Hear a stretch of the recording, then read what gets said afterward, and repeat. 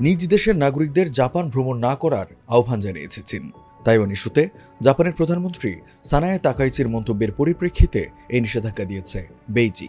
একই সঙ্গে বেইজিংয়ে নিয়োজিত জাপানের রাষ্ট্রদূতকে তলব করেছে শি জিনপিং প্রশাসন।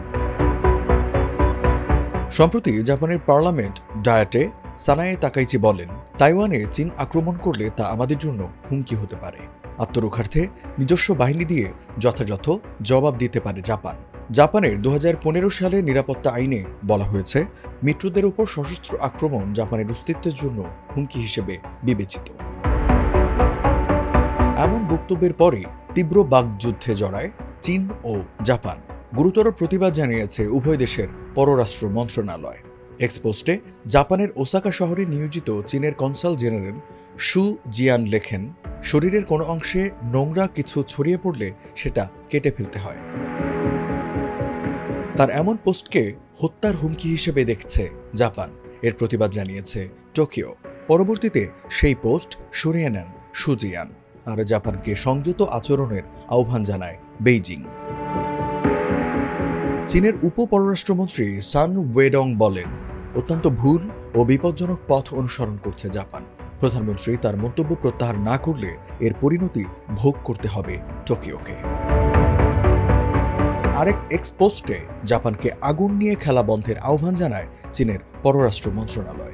এতে বলা হয়, চীনের অভ্যন্তরীণ ইস্যুতে জাপান হস্তক্ষেপ করলে সেটি অবশ্যই আগ্রাসনমূলক পদক্ষেপ হিসেবে বিবেচিত হবে। চীন জাপান বৈরিতা নতুন কিছু নয়। 1800 সাল থেকে বেশ কয়েকবার সশস্ত্র সংঘাতে জড়িয়েছে দুই দেশ। দ্বিতীয় বিশ্বযুদ্ধের সময় চীনে নৃশংস সামরিক অভিযান পরিচালনা করে জাপান।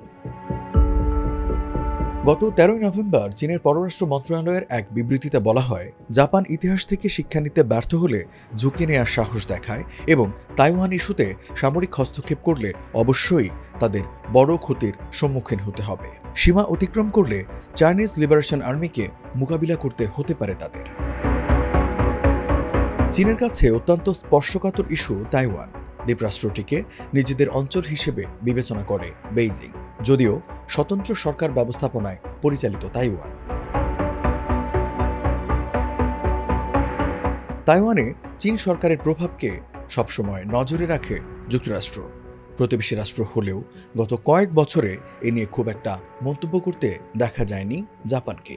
কিন্তু প্রথম নারী প্রধানমন্ত্রী হিসেবে শপথ গ্রহণের পর তাইওয়ান ইস্যু টেনে পার্লামেন্টে বক্তব্য রাখেন সানায়ে তাকাইচি। এতেই ঘা লেগেছে চীনের গায়ে, তর্কে জড়ায় দুই পক্ষ। সামরিক প্রস্তুতি নজরে না এলেও হুঁশিয়ারি দিয়ে যাচ্ছে বেইজিং টোকিও।